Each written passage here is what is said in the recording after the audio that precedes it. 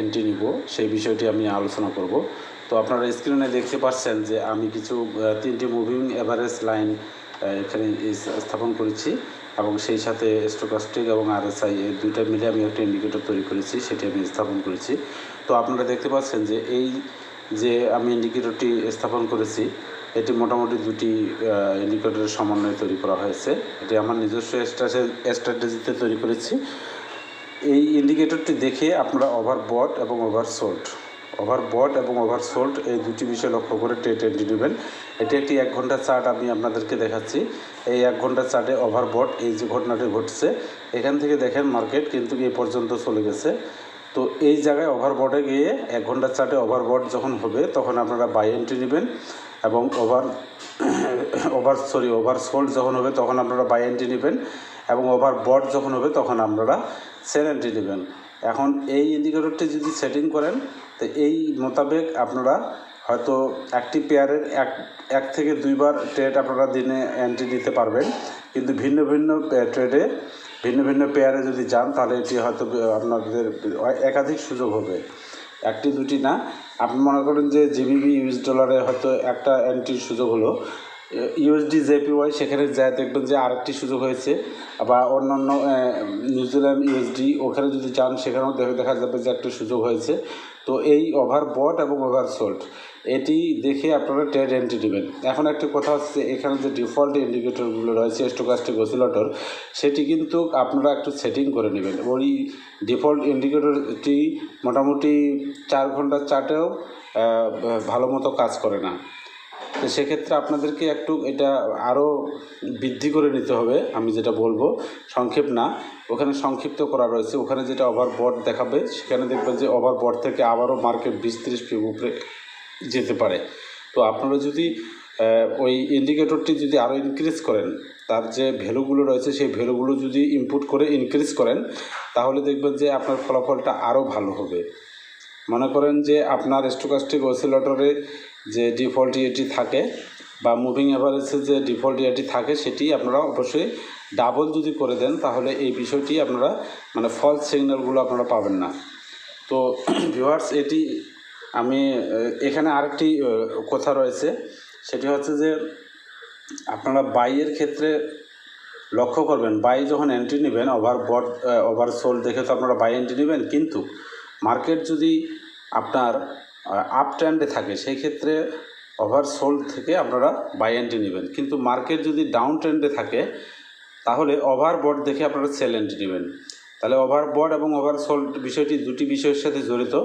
সেটি হচ্ছে যে আপনার মার্কেট আপ ট্রেন্ডে থাকতে হবে, সেই ক্ষেত্রে ওভারসোল্ড থেকে আপনারা বাই এন্ট্রি নেবেন, তাহলে মার্কেট আপনার প্রফিট অবশ্যই হবে।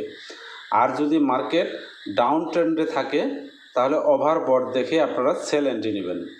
ওভারবট দেখে যে সেল নেবেন বা ওভারসোল্ড দেখে যে সেল এন্ট্রি নেবেন এটি ভুল হবে।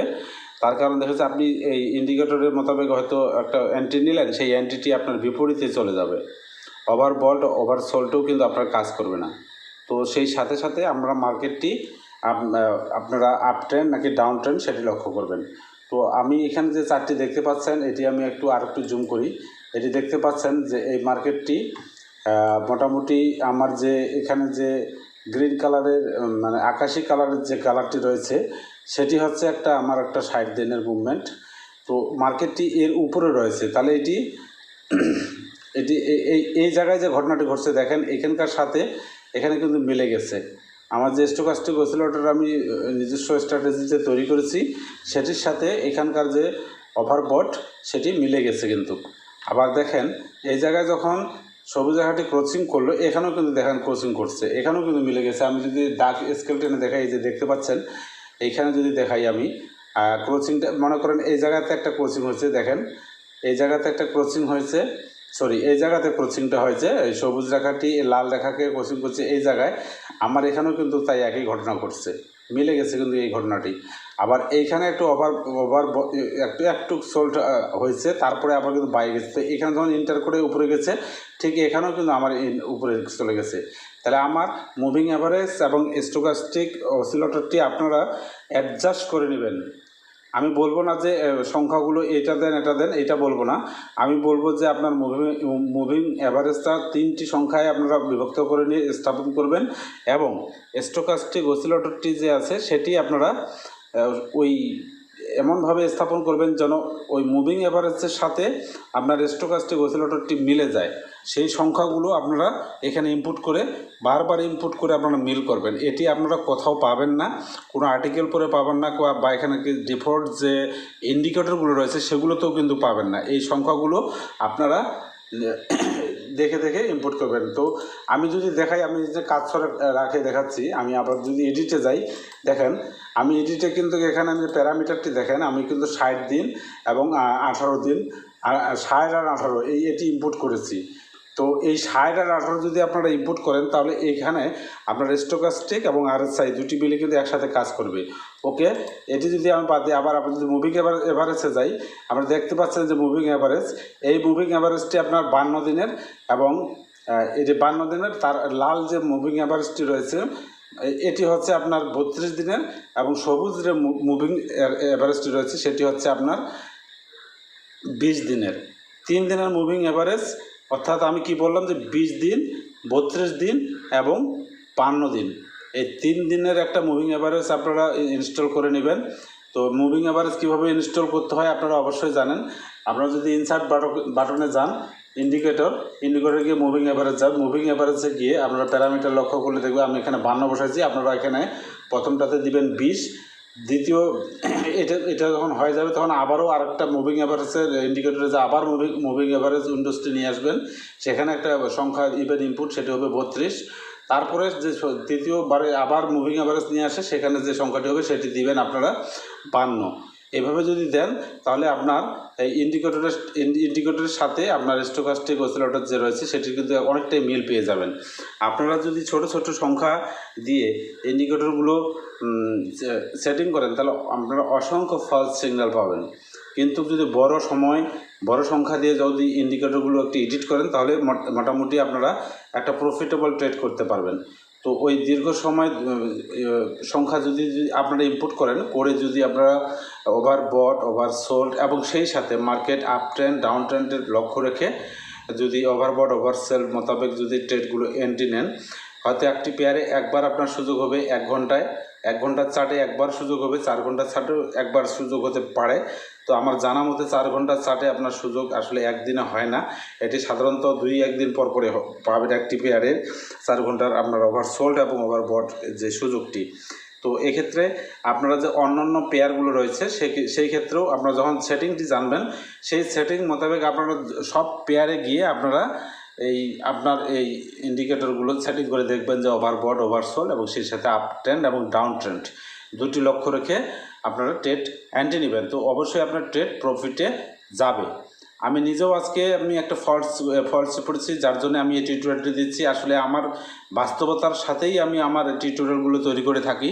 তো আমি ছোটো টাইম ফ্রেমের যে ইন্ডিকেটর সেটিং করেছি, সেই ছোটো টাইম ফ্রেমের ইন্ডিকেটরে আমার ফলস সিগন্যাল এসেছিলো। সেই ফলস সিগন্যালটি হচ্ছে যে ছোটো ইন্ডিকেটরে আমাকে সেলের ইন্ডিকেশন দিয়েছিল, কিন্তু মার্কেট বিপরীতে চলে গিয়েছে। তো ছোটো টাইম ফ্রেমে যদি আপনারা ট্রেড করেন এবং ছোট সংখ্যা দিয়ে যদি আপনার ইন্ডিকেটরগুলো এডিট করে ট্রেড করেন তাহলে কিন্তু আপনারা বহু ফলস সিগন্যালে পড়বেন আর কি, যে জন্য আপনাদের অনেক ক্ষতির সম্ভাবনা রয়েছে। তো আমি বলবো আপনারা অবশ্যই এই যে ইন্ডিকেটরগুলি রয়েছে, আমি এখানে যে ইন্ডিকেটরগুলো দেখাচ্ছি মুভিং অ্যাভারেজ 3 দিনের একটা তিনটে সংখ্যার একটা মুভিং অ্যাভারেজ নিয়েছি, আর স্টোকাস্টিক অসিলেটরটির আমি সংখ্যাটি দেখে দিলাম। আপনারা দরকার হলে ভিডিওটি টেনে দেখবেন। বেসিক্যালি আপনারা স্টোকাস্টিক অসিলেটর যদি সেটিং করে নেন এবং আপনার স্টোকাস্টিক অসিলেটরের সাথে আপনার মুভিং অ্যাভারেজের যে ক্রসিংগুলো সেগুলো যদি মিলে যায় তাহলে বুঝবেন যে আপনার সেটিংটি একটা পারফেক্ট সেটিং হয়েছে, এবং সেই সেটিং মোতাবেক ওভারবট এবং ওভারসোল্ড দেখে আপনারা ট্রেড এন্ট্রি নেবেন। আমি আরেকটু সামারি টানি, আপনারা যে সময়টা ট্রেড এন্ট্রি নেবেন আগে লক্ষ্য করবেন যে মার্কেট আপ ট্রেন্ড নাকি ডাউন ট্রেন্ড রয়েছে।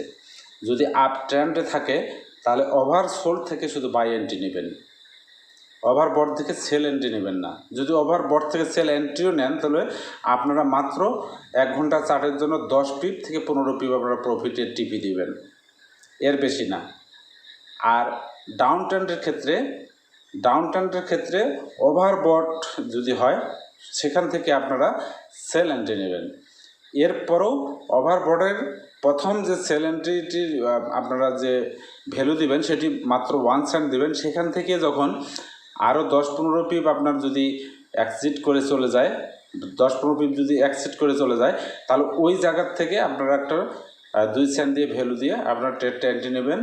আর ঠিক 1 ঘন্টা চার্টের জন্য আপনারা মোটামুটি 300 পয়েন্ট মানে 30 পিপ আপনারা প্রফিটেড একটা টিপি দিবেন, তাহলে আপনার ট্রেডটি অবশ্যই লাভ নিয়ে ক্লোজ হবে। আর ডাউন ট্রেন্ডের ক্ষেত্রে ওভারবট দেখে আপনার ট্রেডটা সেল এন্ট্রি নেবেন, 30 পিপ থেকে 40 পিপ একটা টিপি দিবেন 1 ঘন্টার চার্টে, তাহলে আপনার প্রফিটটা ক্লোজ হবে, প্রফিট নিয়ে আপনার ট্রেডটি ক্লোজ হবে। তো এই সেটিংটি আপনারা অবশ্যই জানবেন, দরকার হলে ভিডিওটি টানে দেখবেন। আমি আরেকটু বলি, আপনারা মুভিং অ্যাভারেজ তিনটি দিনের আমরা মুভিং অ্যাভারেজ নেবেন। সেটি হচ্ছে যে আপনার 20 দিন, 32 দিন এবং 52 দিন, 3টি মুভিং অ্যাভারেজ সেটিং করবেন।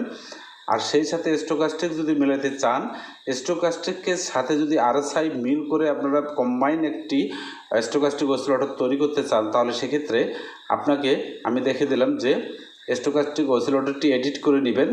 একটি সংখ্যা দেবেন 18, আরেকটি দেবেন 60। তাহলে 2 সংখ্যায় মিলে যদি স্টোকাস্টিক অসিলেটরটি আপনারা এডিট করেন এবং ওই 20, 32 এবং 52 এই দুটি মুভিং অ্যাভারেজ দিয়ে যদি আপনারা ইন্ডিকেটরগুলো সেটিং করেন, তাহলে আপনারা ফলস সিগন্যাল খুব কম পাবেন। মোটামুটি 90% আপনার ট্রেড প্রফিটে যাবে। আর মিডিল থেকে আপনারা অবশ্যই ট্রেড এন্ট্রি নেবেন না। মিডিল থেকে ট্রেড এন্ট্রি নিলে সেই ট্রেডটি আপনার দোদুল্য মানে থাকে, লাভ হতেও পারে আবার লসও হতে পারে। সুতরাং অপেক্ষা করবেন আপ ট্রেন্ডে ওভারসোল থেকে ট্রেড এন্ট্রি, আর ডাউন ট্রেন্ডে ওভারবট থেকে সেল এন্ট্রি। এই দুটি বিষয় আপনারা মনে রেখে ট্রেড করবেন, ইনশাল্লাহ আপনারা ফরেক্স মার্কেটে টিকে রাখতে পারবেন। তো ভিউয়ার্স, আমার এই ভিডিওটি যদি ভালো লাগে তাহলে আমার চ্যানেলটি একটি লাইক করবেন। তাহলে আমি এই ধরনের এডিটেবল এবং মোটামুটি সিক্রেট যে টিক্সগুলো রয়েছে সেই টিক্স নিয়ে আমি টিউটোরিয়াল তৈরি করতে আগ্রহ পাবো। আমার সাথেই থাকবেন। আশা করি সকলের ভিডিওটি ভালো লাগবে এবং উপকারে আসবে। আপনাদের যদি উপকারে আসে তাহলে আমার জন্য এটি সফলতা, ভিডিওটি তৈরি করা। আমি চাই যে আমার ভিডিও দেখে সকলেই যেন উপকৃত হন। আর একটু রিভাইজ টানে আমি দেখাই। আপনারা প্রথম দিকে একটি পেয়ার 4 ঘন্টা চার্টে অবশ্যই ট্রেড করবেন। 1 ঘন্টা চার্টে যদি ট্রেড করেন তাহলে আপনার 20 থেকে 15 পিপ প্রফিট নেবেন, কিন্তু 4 ঘন্টার চার্টে যদি আপনারা ট্রেড করেন তাহলে 100 পিপ পর্যন্ত প্রফিট করতে পারবেন। 100 যদি আপনি নাও করতে চান, মনে করেন যে এখান থেকে আপনারা যদি একটা বাই এন্ট্রি নেন, তাহলে এখানে যদি এটা কি এক্সিট করেন ট্রেডটিকে, তাহলে মোটামুটি দেখবেন যে 50 পিপ আপনার প্রফিট হবে। তো 4 ঘন্টার চার্টে আপনারা যে কোনো পেয়ারের 4 ঘন্টার চার্ট দেখে ট্রেডগুলো এন্ট্রি নেবেন। এবং এটি মনে করছে যে 4 ঘন্টার চার্টে একটি পেয়ারে একদিন হয়তো একটা সুযোগ পাবেন বা পরবর্তী দিনে হয়তো নাও পেতে পারেন, কিন্তু অন্য পেয়ারে দেখবেন যে পাবেন। তো আপনার যখন সেটিংটি হয়ে যাবে তখন আপনি যে কোনো পেয়ারে আপনি এইভাবে ট্রেডগুলো এন্ট্রি নিয়ে ট্রেড করতে পারবেন। তো এটি ছিল আমার আজকের টিউটোরিয়াল, যে আপনারা কোন জায়গাতে গিয়ে ট্রেড এন্ট্রি নেবেন, মানে কোন জায়গাতে আমরা ট্রেডে প্রবেশ করবেন। তো আরেকটু আমি বলি, আপ ট্রেন্ডে ওভারসোল দেখে বাই এন্ট্রি নেবেন, আর ডাউন ট্রেন্ডে ওভারবট দেখে সেল এন্ট্রি নেবেন, তাহলে আপনার প্রফিট অবশ্যই আসবে এবং মার্কেটে আপনি টেকে থাকবেন। আর সেই সাথে মানি ম্যানেজমেন্ট অবশ্যই। তো এটি ছিল আমার ভিডিও, আশা করি সকলের ভালো লাগবে। এর পরবর্তী ভিডিও আমি আমার দেখার জন্য চ্যানেলটিকে সাবস্ক্রাইব করার জন্য অনুরোধ করলাম। সকলেই ভালো থাকবেন, সুস্থ থাকবেন। আল্লাহ হাফেজ।